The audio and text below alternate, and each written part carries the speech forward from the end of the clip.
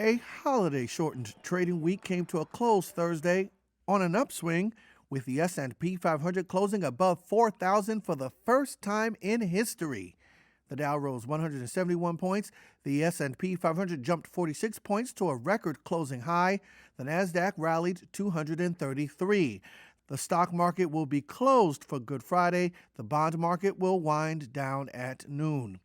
Investors were optimistic after data showed a jump in manufacturing activity to a 37-year high in March and a drop in corporate layoff announcements to a more than 2.5-year low.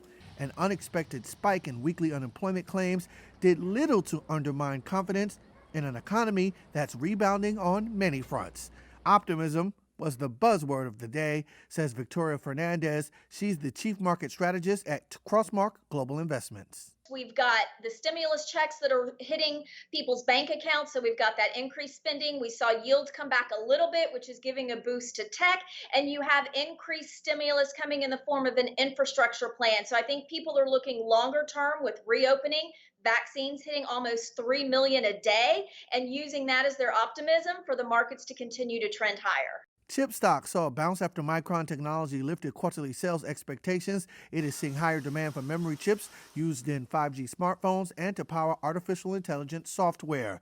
Taiwan Semiconductor added to the upbeat tone on a plan to invest $100 billion over the next 3 years in order to meet rising demand for semiconductors. Johnson & Johnson was left out of Thursday's jovial mood, a stumble for the drug maker in its COVID-19 vaccine production. It discovered a problem with a batch of the vaccine still in the factory.